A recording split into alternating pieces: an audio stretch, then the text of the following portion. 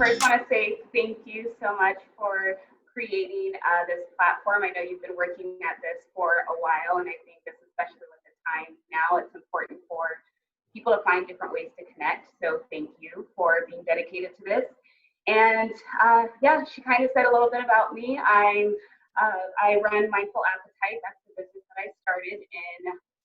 I've kind of been a nutritionist for a while, but in terms of starting my business, it's been about 3 years.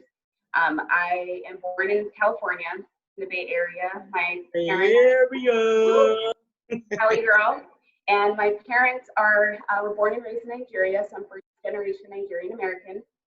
And I moved to Arizona when I was 16, and during my college years, that's when I met Christiana's family.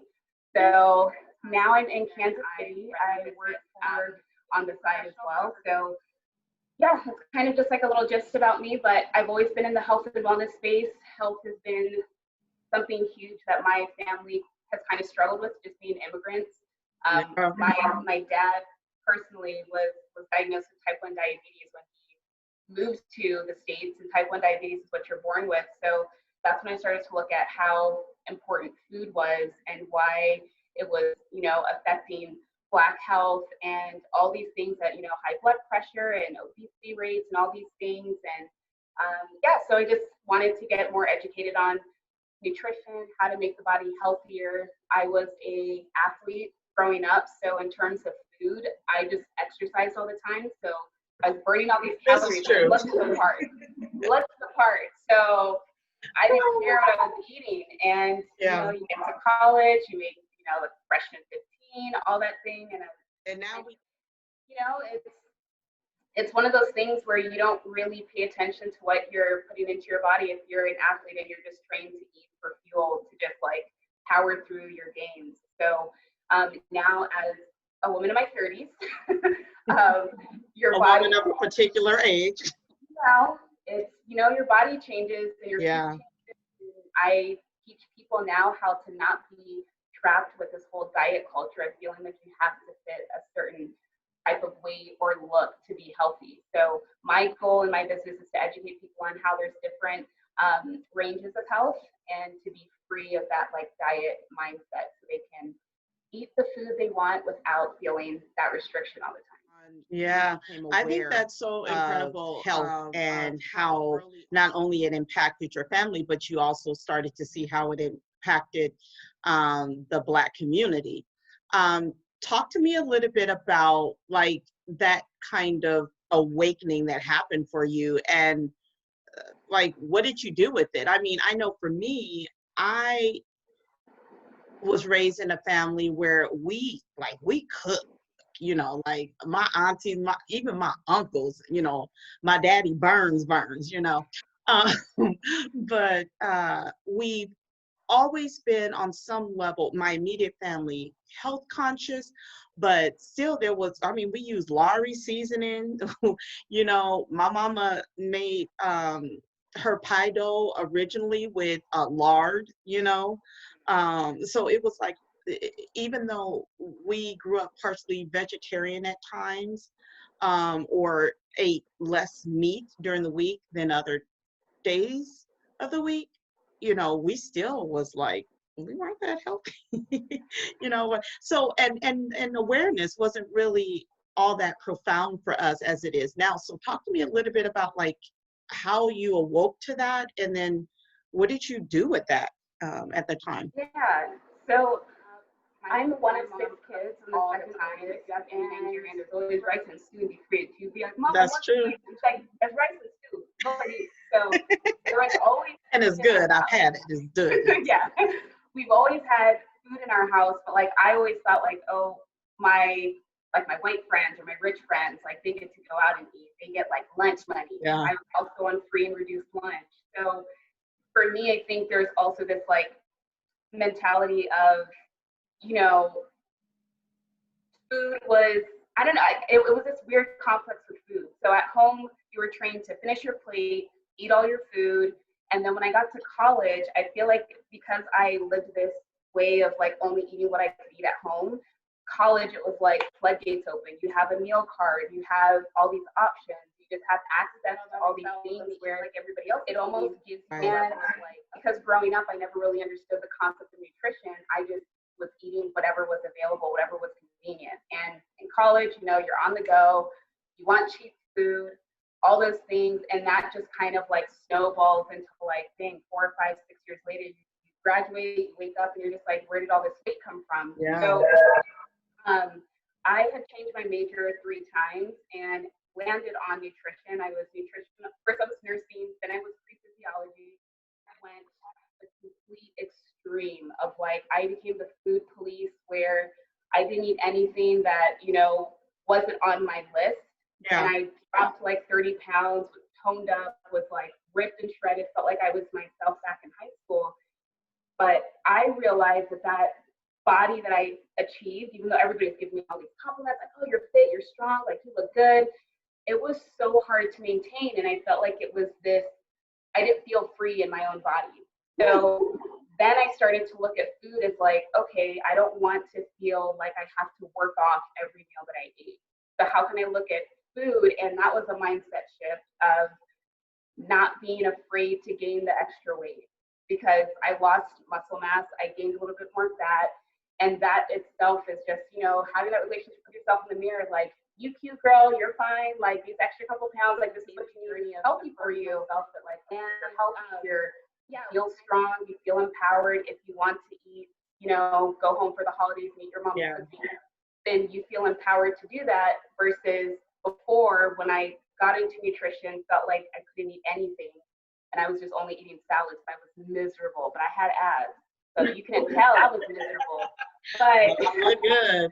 And I think that's a good point to bring up too, is you have this kind of weird spectrum where, going back to what you were talking about in college, where or you're just out on your own, whether you're in college or not. So you have kind of this, you know, you have this mentality. You're just like, okay. And then sometimes it's a financial thing. I know for me, you know, ramen was just inexpensive and I could be all creative, you know, with it, but it also packed on the pounds for me as well.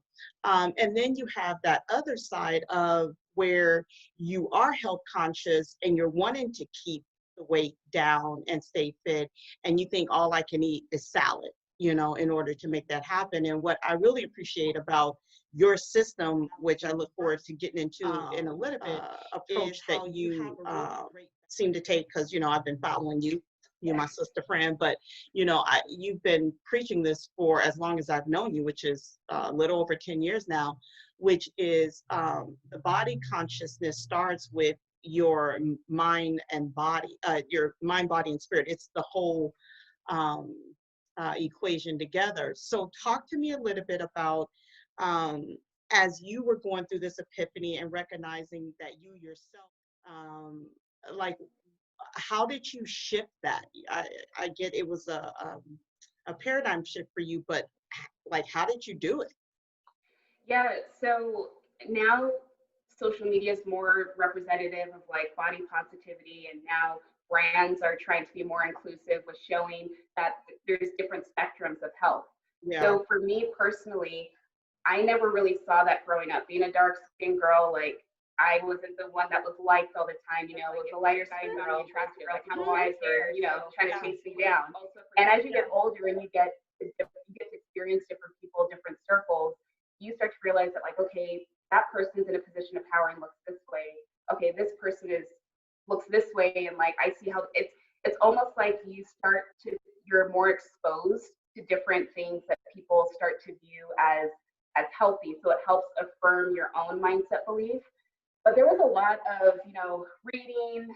The Blue Zones is a book that I reference all the time because that dispelled a lot of the things that I learned in school. So even what I learned in school was like none of the people that looked like me in our books were always the overweight people that we were trying to make them skinny again.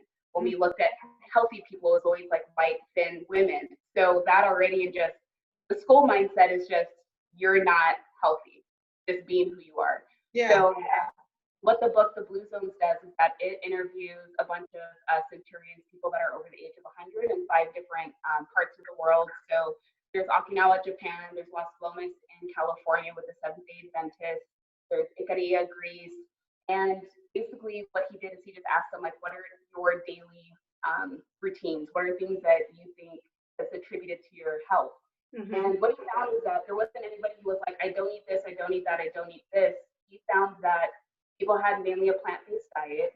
They moved on average every 20 minutes.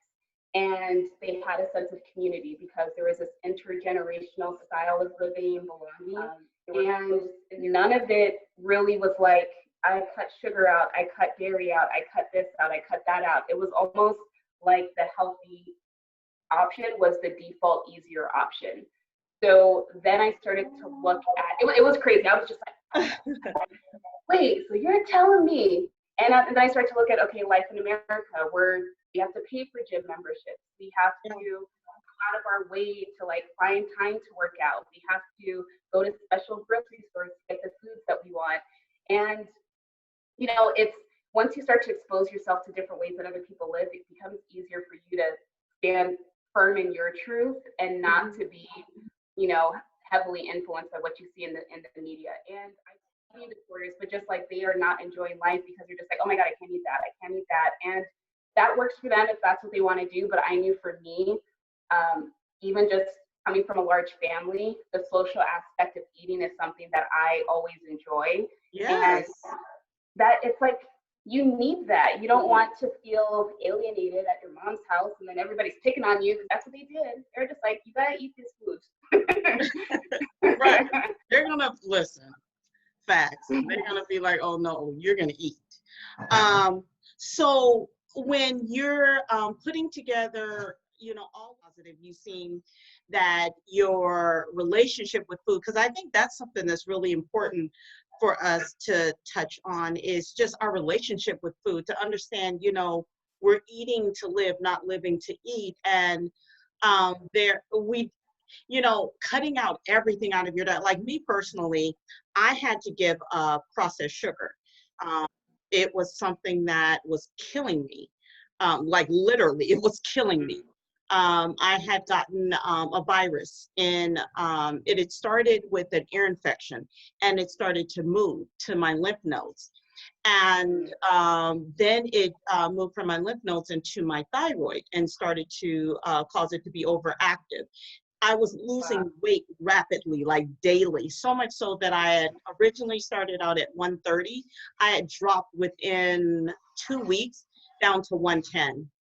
And oh my goodness. they were running all these tests and they couldn't figure out what was wrong with me. Come to find out it was a virus in my system. And the doctor just basically said, well, you gotta, let it work its way out your system. Well, at that time, I had literally been sick for 5 weeks and I was fatigued, and it was a struggle bus for me. And so I went to a holistic physician. And for me, what worked was combination of traditional medicine and holistic. And basically what they found was that I had too much sugar in my body, and it was weakening my white blood cell count and impacting my red. So I could not get better, in the normal time frame, just because I had so much processed sugar in my body. So I opted to just eradicate it as much as I could out of my diet. But again, it caused me to get educated, to understand my body and what I could put in it and how my body reacted. Other people in my family were fine. They could eat all the processed sugar they want and their body is fine. But for me, it completely different. So it was hard. It was a mental struggle for me for a long time to really come to grips with I had to eat differently. I had to be methodical about the food I put in my body.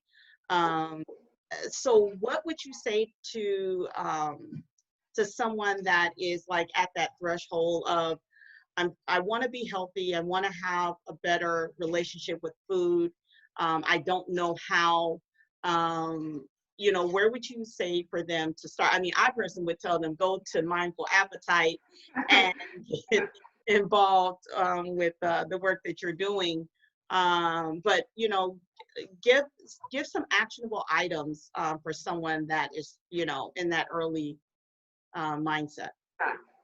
Yeah. So the approach I have with each of my clients is to kind of address what their, I guess, like most important needs are. Like, what is their goal? And then I try to address, like, okay, why do you have this goal?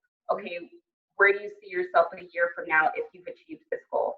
Okay, who in your life is going to be impacted in a positive way because of this goal? Because you don't want to have your goal just circle around the physical appearance of you. And I think that's where a lot of people are trapped in, just wanting to hit a goal weight, which I totally understand. And I know that there's numbers, other means that you motivate people. So I don't dismiss the scale.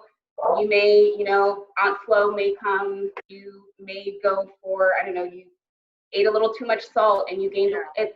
You can't trust it all the time. So I would tell people to measure other ways of progress. So first, addressing what their priorities are.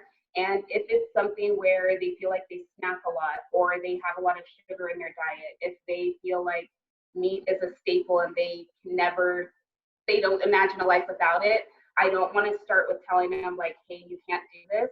Yeah. But I address, hey, let's track your calories for a week. Let's see what you're eating and see where your calories are coming from. Because most of the time people don't realize either how much they're eating, how little they're eating, or how misproportioned like their fat to carb to protein ratio is.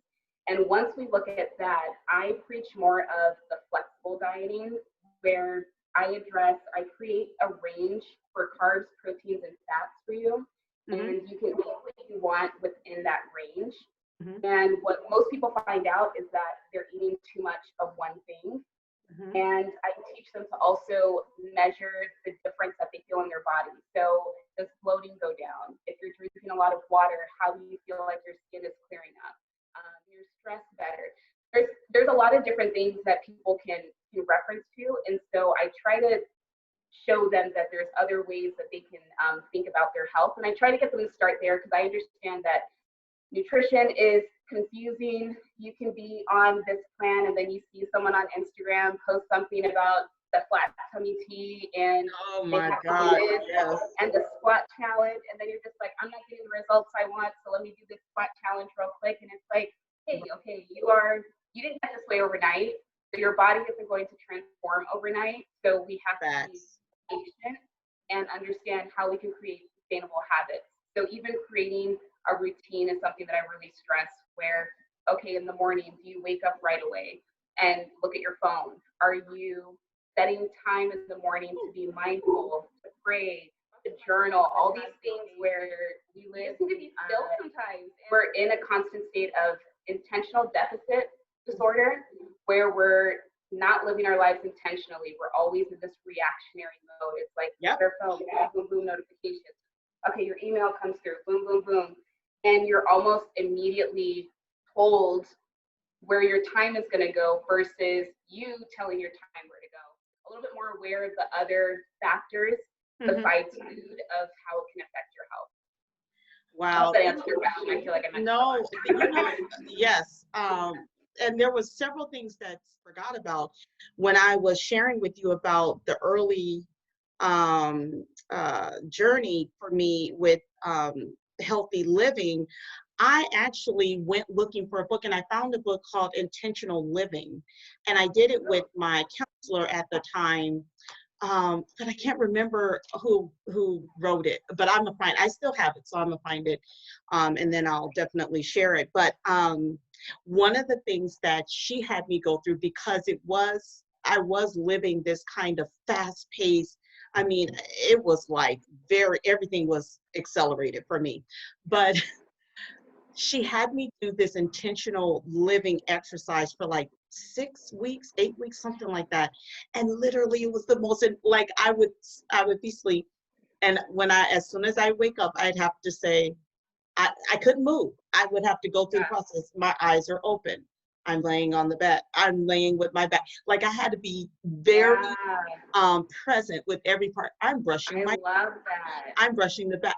And I had to do that. And it was the most agonizing, I'm not even gonna lie, because for someone that's like, it drove me bananas for the first like probably week to 2 weeks period. But after a while, I reconciled with it, and I recognized the value of it. And to your point of being present and recognizing how if you can start with being present with the day as opposed to letting the day control you, letting social media control you, letting your all these external factors control how you engage with the day, then of course you're going to have a whole different experience with your body, with the food you put in your body. And even something as simple as, my godmother used to tell me this. She said, you should never take meetings over food unless Mm. it's for pleasure. And I was like, lady, Yeah. I wouldn't eat. What I do you know what? And but what she was sharing with me, she was like, I want you to pay attention. Well, when I had to go through that intentional exercise, I realized I was not even chewing. I may have chewed 2 or 3 times per bite, and then I was swallowing. Yeah. Wow. I feel like sometimes I'm a therapist in some ways, Yes. because it's like I do uncover like some things that they didn't realize that they were going through. But the term mindful appetite, why I came up with that name was that I feel like food and being mindful and present is just a key that unlocks other areas of your life to continue to have an appetite for more. So I felt like when I was like eating that. more, yeah, I was just like, I'm like, oh, girl, okay, I think you lost something.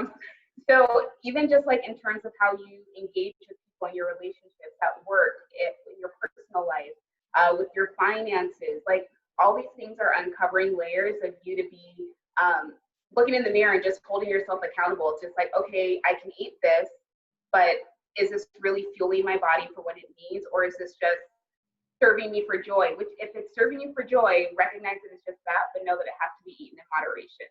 Versus when you continue to eat healthy and whole foods, you get an appetite for more of those foods, because now you're training your body to produce energy that will give you long-standing energy throughout the day. You think clearer. You are just it's just this ripple effect. So I really feel like food is the one thing that can unlock that. And for many of us, I know it's not for everyone, but food is the one thing you can control in your day. So you can control how much soda you're drinking, how much coffee you're drinking, how much creamer you put in your coffee.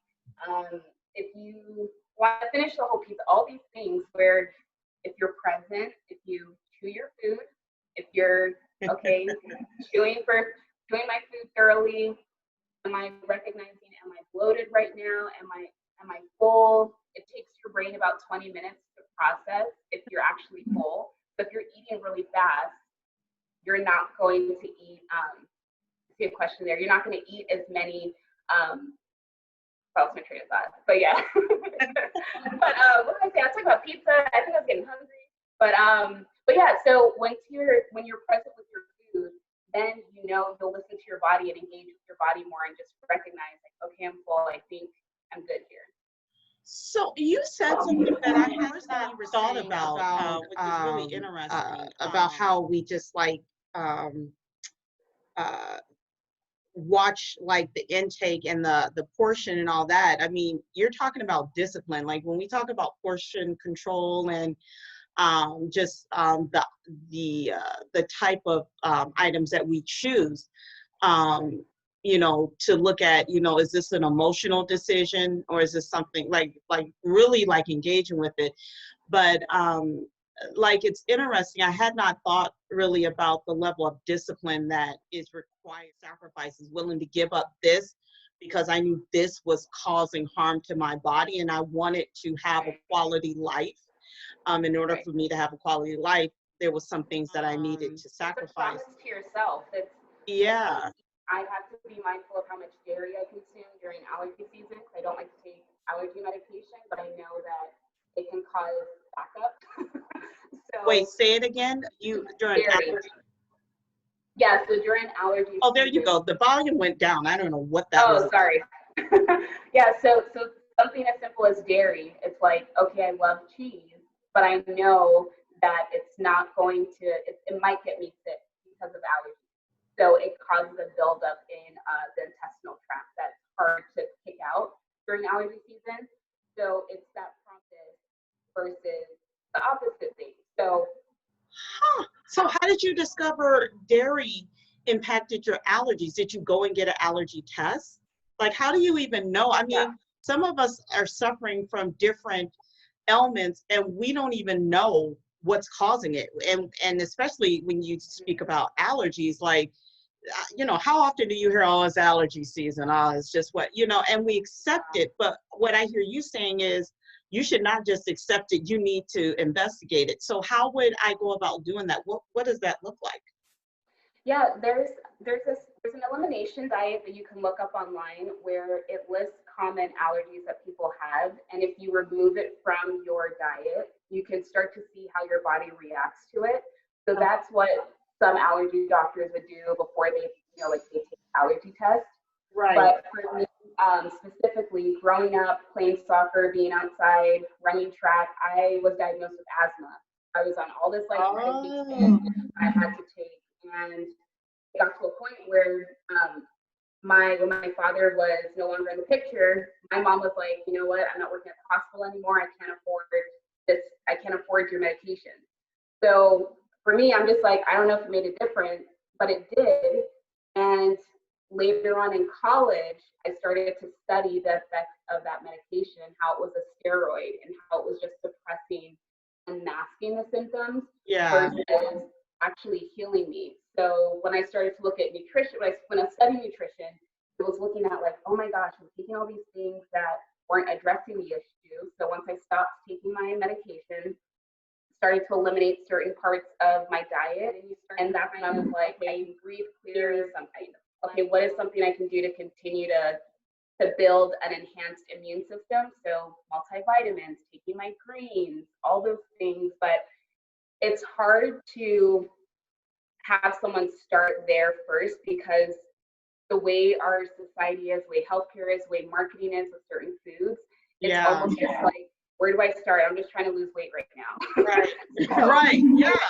kind of like once you get to the point of like, okay, I'm getting to the body I like, I'm at peace with where I am, I feel healthy and strong, you can start to address those other areas.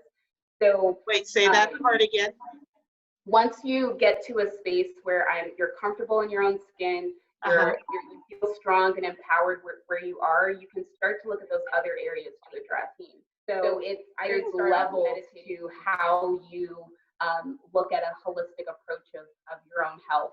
So food is one thing that can directly affect how you produce the next day. And once you think clear, then you can start to tackle other areas of your life to see like, okay, I feel good now. What else can I do? What else can I do?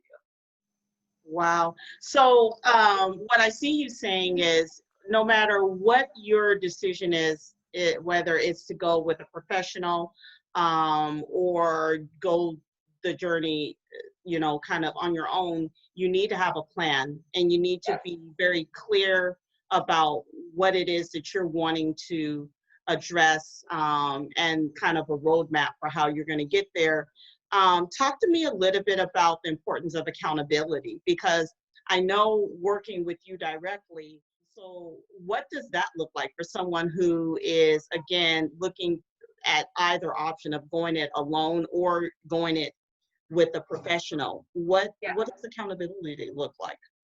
Yeah, it's sharing with the people closest to you what your goals are, and are the people that you interact with the most, are they on that same journey with you? Yes. And I think just with your friends, with your coworkers, with your family, even with the music you listen to, podcasts, TVs, they all have to encompass. I love podcasts. Yes. So it's almost like if you don't have that crew or circle of people that are inspiring you, then it's like you have to create. I feel like you can create a digital tribe where it's podcasts, it's books, it's the people you follow on social media. I had to unfollow some people where I was just like, that's not the body image I want for myself. And I would catch myself feeling like, when you ask again? Nah.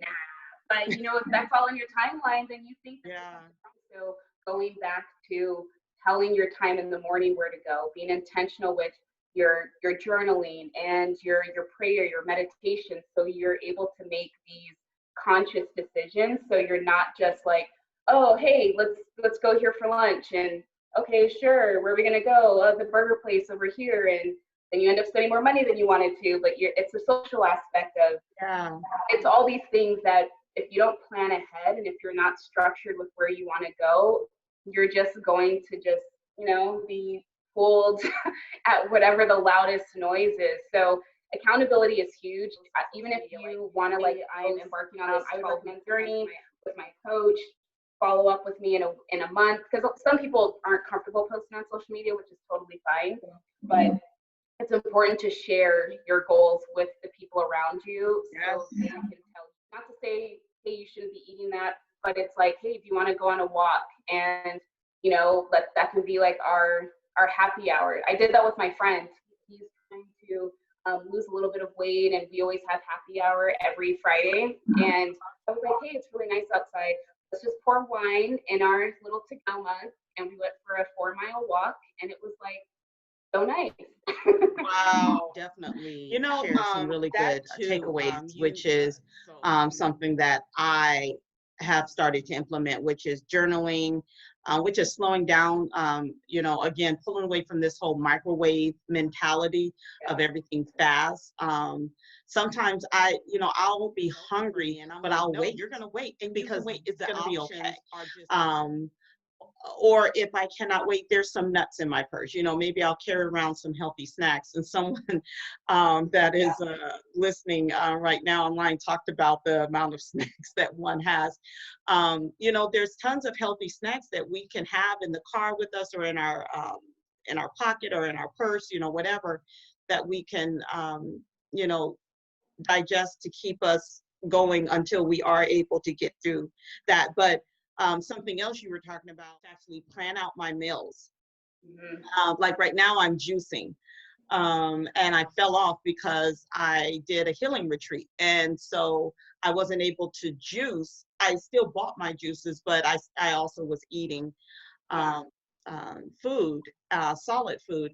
And when I came back home, and I was like, plan it just like you do everything else. Because I just know how important juicing is. It flushes out your system in a way that, other, even taking like a vitamin or herb can't do what fresh juice will do for the body. So, yeah. So then, for folks who are interested in joining your plan, like, are there different levels? Talk to us a little bit about what that would look like. Yeah, so I work with about 8 to 10 clients at a time. Like I said, I work in the corporate space, so my job in the sports industry is like go, go, go. So I try and limit the amount of people I work with at one time, so I need to get, the best attention. But the 2 levels that I have people work with me on is, if you are someone who is, maybe more on the self-starter page, where you just need a guide to reference, and you just want to be told what to eat, just be told the education on like why you need to do so and so, then with that program, it's 12 weeks. You can be on that. And then we also talk a little bit about like, okay, are you trying to manage stress, build muscle, lose weight? And I do also tell people that if you want to lose weight with this 12-week program, if you're looking to lose like 20, 25, 30 pounds, program, that's not a program that's sustainable habits over time. So you could reach that goal in 6 months, but can you keep that weight off? What I notice with a lot of programs is you'll lose the weight in 3 months, but then you gain it back because you were doing restrictive diets, exercising like crazy, but at one point you can't eat any less and exercise anymore. So that's the part that it's hard for programs that promise all of these deliverables in 21 days and 30 days. And I have a heavy emphasis on the mindfulness piece, on how to build sustainable habits. So you have the self-paced one where you can work on your own for 12 weeks. And then the other program is where you work with me one-on-one. And that is where we'll have video calls. I schedule them on Zoom. So everything is virtual online. And you would have a link to my calendar. You schedule these 30-minute one-on-ones, but we walk through what your week looks like. Like, hey, on your weekly check-in that you submitted, because you get those every week, that it's important for you to fill out, because it's a 50-50 relationship. We'll discuss like, hey, what happened here? You were traveling? Okay, let's adjust your program here. So maybe your snacks that you're packing, we have to make sure that they're non-perishable. Or, hey, you're going to a wedding, so don't stress about hitting your goals, your caloric goals, because you're with family. Like, it's okay. So it's reminding people that it's allow yourself grace to go through these things. But I think sometimes people just need to talk to someone, get the accountability, and know that, like, okay, you're on this journey with someone who's kind of holding your hand to make sure that you have all the tools for success. And even after the 3 months, you can renew and work longer term. So, but yeah, those are the two ways that I work with my clients right now. Fantastic. And so the other question is there also a movement that's added on there? Any type of workout regimen that you add onto that as well? Yeah, so it's a 12-week nutrition. That's a good piece that I forgot to leave out, and then a 12-week fitness program. So you will get a digital version of all of your workouts for each week. We figure out if you should be working out 3 days a week, 4 days a week. Not to say that they're all HIIT workouts or crazy workouts, but at some point, going back to discipline, you have to do things that you haven't done before. You have to prove to your body that, hey, this is the body I want. So we're going to have to make these changes. So we'll have exercise regimens. I'll also incorporate mobility workouts because it's important for you to know how to touch your toes and, stretch your back. And it's not always about power strength. It's about, can you drop it down low and pick it back up? So, hey, I always say to my thighs, be Meg thighs, channeling her. Yeah. Like, come on, you can do this. You can do this. You can do this. Exactly. Next exercise, that is number 55 of my reps. Come on, be Megan thighs. Yeah. Be Megan thighs. Sometimes it works, I'm not gonna lie. Sometimes it don't. I just pass out and I just lay there and I'm like, oh my God. But you did it. I do what I can do. You know what I mean? So I have a client right now who's 120 pounds, and her goal is to build muscle, but to also build mindful awareness for her to show up more confident at work. So she feels when she works in Silicon Valley, architect, only Black woman in a white male-dominated space, and she's just like, I feel like this, scrawny, less confident person. So working with her is different. So every program is personalized. If someone needs to lose a lot more weight, what I do is I make sure that whether we're with like a medical professional, it's like, I don't want to have someone rely solely on my work to help them lose that amount of weight. If there is something that's like, hey, I need to lose 100 plus pounds, it's like, okay, what steps have you taken with your doctor? Let's make sure, are you working with a physical therapist? Are you working with a chiropractor? Because this is an online program, if you are doing workouts, sometimes they need to be facilitated. Maybe we need to incorporate a personal trainer who can make sure that your posture is correct. Because if you're doing workouts that you've never done before, posture is everything. So, but it's a case-by-case basis. I would say right now, I haven't worked a lot with clients that need to lose over to just make sure every program is personalized, that we involve all of the right people to make sure that the client gets the results they want. Excellent. And I really appreciate how you were saying, for those who are looking to build muscle as well, because I know I have friends and family who are like, any books that you would recommend or podcasts?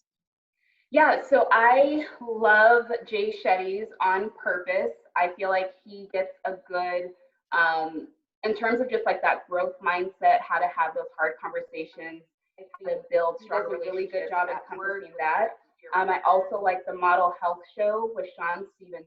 I consider him my mentor. I have to look him up. I haven't heard about that one. I love him. His approach on wellness is exactly what I believe, and he just dives into it from like a scientific perspective. So me being a nutrition nerd of just like research is how I reference and just like suggest and recommend all these things, but he's heavily into the science part. So it's easier for me to believe these philosophies when it's backed by science, and you're able to like explain that to people who may not like to read research articles. So that one's really good.